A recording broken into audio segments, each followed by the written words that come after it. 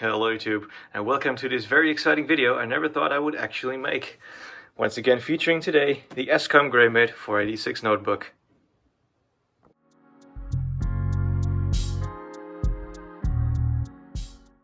Let's rewind a good amount of months where I actually showed off a couple of different laptops that I had in my possession, including this ESCOM Graymate 486. Also with a little bit of a inquiry whether there was anyone in my viewer audience that would happen to have an actual power supply for one of these. I never got any replies to that. I've had a number of eBay searches going on. I've had a whole bunch of people that were looking out for one of these and never really came across any power supplies that worked. The closest lead I got was the Home Computer Museum here in the Netherlands, where the owner told me that he also had one of these Graymates and he did have a working power supply. So I got a model number off of him and, well, I started searching with that. And the long search has paid off because this plug in fact is not a PS2. This is the actual power supply connector with an entire power supply attached on the end for the ESCOM Graymate 486 notebook. Alright, so just as a little bit of a recap, let's do another tour around this notebook computer. On the right hand side we have the 3.5-inch floppy drive, which I actually know happens to work just fine.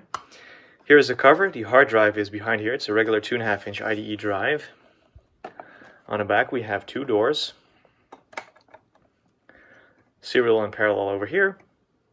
Shared PS2 mouse and keyboard port. The infamous power supply, power input. An expansion bus connector, for which I've never actually seen any accessories, but, well, I haven't really looked for them either. I'll admit that much. Here's another flap on the left-hand side of the notebook. VGA over there. We'll test that out in this video. I haven't actually tested that yet, so should be good. And on the bottom, there's not a whole lot. Battery cover with no battery inside. Here is a cover that shows some stuff. And here we can see ESCOM Advanced Computer Technology, Graymate 486 notebook. Input rating 16 volts at 1.2 amps. Made in Taiwan. These are actually rebranded MyTech notebooks, but, you know. I'm assuming that's the BIOS ROM chip. And there's a couple of ICs around there. And there are 4 screws here that hold the hard drive in place. Those screws are very finicky. They don't always go down all the way. I guess age has really gotten to them. So I've only installed the 2 that I know I can easily remove again without stripping. So yeah. And here we have the overall appearance of this notebook here. Small little, I think it is 12-inch, 640 by 480 monochrome display. Reasonably good keyboard, trackball action over here, mouse buttons over there. So yeah, you have to use it left-handed. I will say that using a trackball left-handed is not all that bad. Power button over here, brightness and contrast controls, and it has a genuine Intel 32-bit microprocessor inside. Oh yeah. Okay, she's all plugged in. Let's turn her on. And then we'll talk specifications. I should plug in the power supply as well. That would help.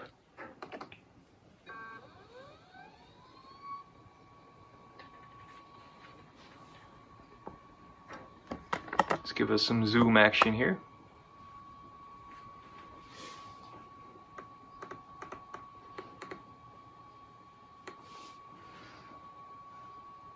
Yep, that looks about right.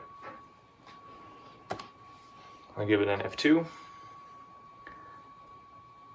So obviously the CMOS battery is dead. I opened up the notebook before and I found out that it was actually the CMOS was managed by two IKEA alkaline batteries, just soldered together. Invalid configuration, RAM size incorrect. Alright. So we have 4 megabytes of RAM in total. We have a 33 megahertz Intel 486DX CPU Many of these laptops actually came with a 46SX processor with no floating point unit. Let's put in the current date and time. It's the 29th of March 2021. Alright, let's turn off numlock, or the 0 won't work. And it's 9:27 in the morning. Let's fill in our hard drive type. It's none of these. It's a Connor CP2124, which doesn't really tell you a whole lot. It's a 120 megabyte hard drive. We have 762 cylinders, 8 heads, 39 sectors, no compensation, 762 landing zones. We'll hit F10 to confirm. As reported as a 116 megabyte hard drive. Checking the values. Yep, that looks good. Okay, video card is VGA EGA, otherwise it will give us an error. We'll turn off numlock because it's a bit annoying on this keyboard. Now we can escape, save, and reboot.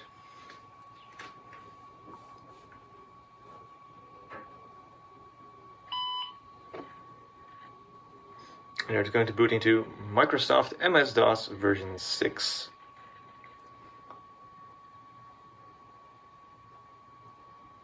And there we are in DOS. We also have Windows 3.1.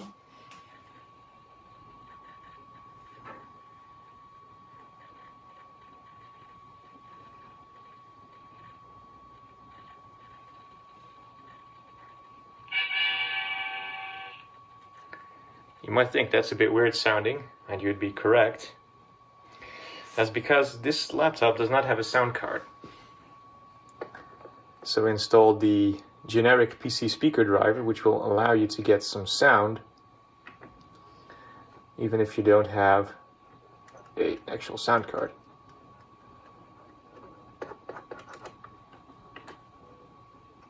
The ghosting is pretty bad, as you could tell. I completely lost the cursor there. I have installed Calmira 2. If I could get it to open. Which basically looks like Windows 95, just installed it for the heck of it.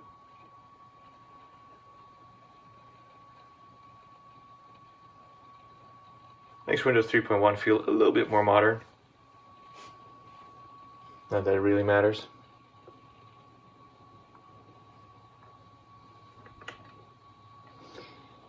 Let's close that. Mouse button is a little bit finicky.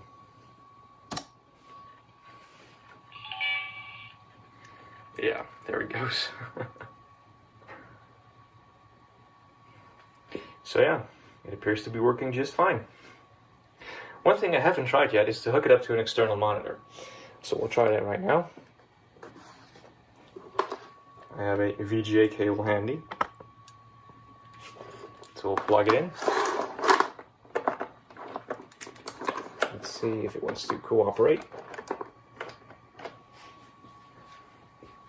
It should output color video, as far as I know.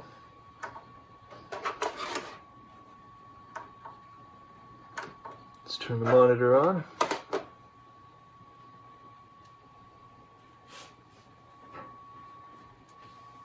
I'm not sure if it's actually going to show any signal at all. Just checking the cable. Well, the cables are attached properly, so that's not the issue. What we might have to do is actually shut it down.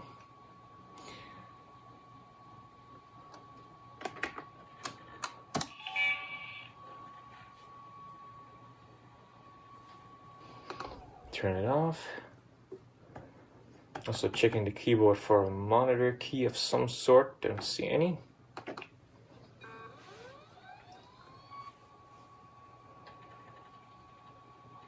Yep, monitor's turning on. There we go.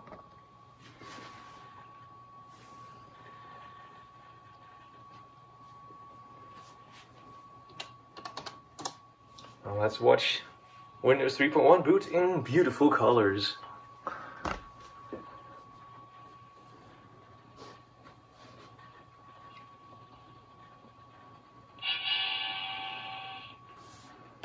Isn't it pretty? At 640 by 480. Let's see Chimera again.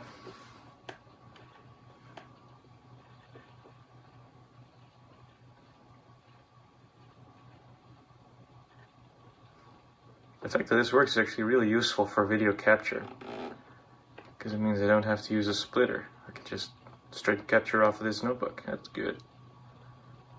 So yeah, now it looks like we're running Windows 95, even though we're not. And you really shouldn't with 4 megabytes of RAM.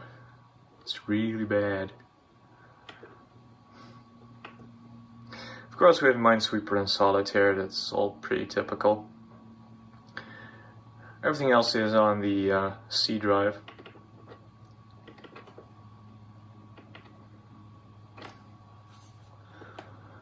So we have Wolfenstein 3D and we have Stunts.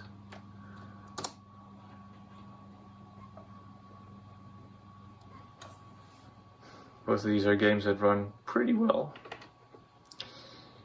Although I will say, it's probably best to go out of Windows and back to DOS and take a look at these games from there.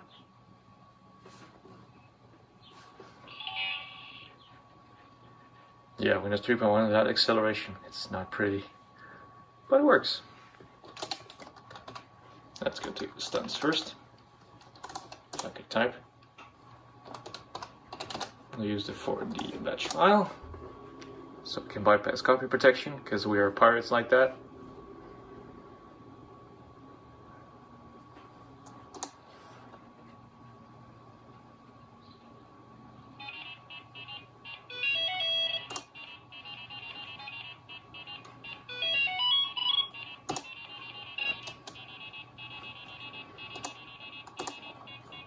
Alright, let's have a drive.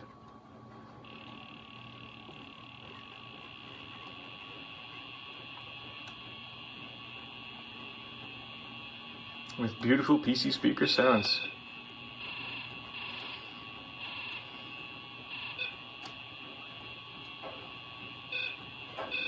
We're going the wrong way. Oh no. Can I make this puppy slide? Oh yes.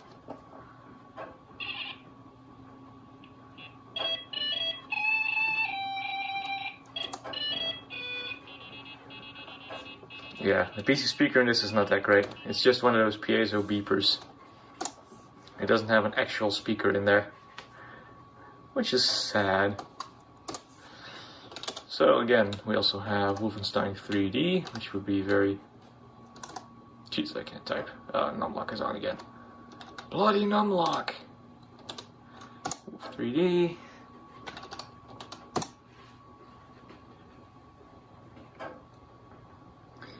Alright, we have no mouse, we have no joystick, we have no adlib, no sound blaster, no sound source.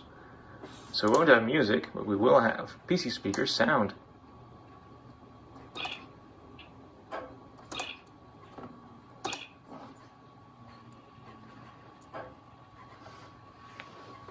Alright, let's get psyched. I remember, I hate this episode.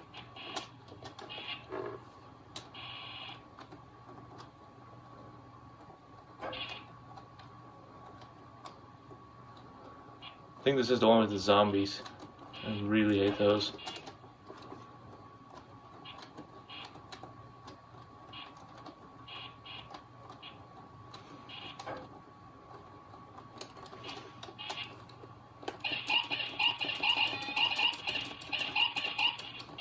Oh dear. Yep, we're toast. There we go.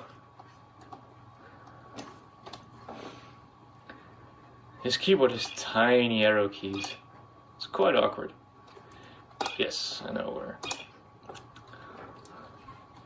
Let's go to the episode that everyone has played. Episode 1.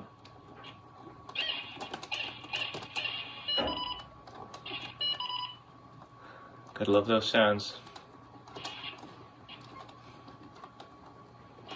But yeah, this runs beautifully on the DX33.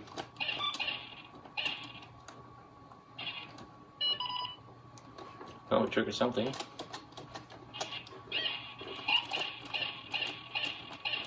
Apparently from the other side of the map. Which is interesting.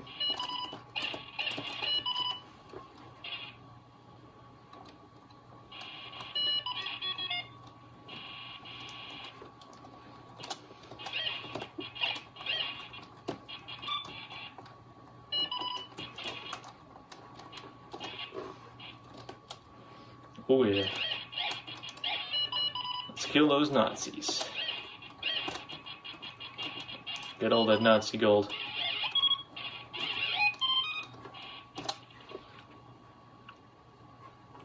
Ooh, here's the Nazi gold stash.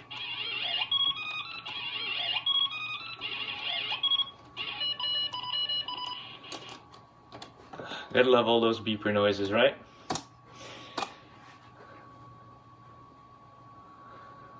So yeah, I think that concludes the video on the ESCOM Graymate 486 DX notebook computer. It's working well. Aside from having to put in all of the settings in the BIOS again every time you boot, but it's a small price to pay. And we now know that it works very well on a newer LCD monitor, in full color at that. I hope you enjoyed this video. I thank you all for watching, and I'll see you guys in the next one.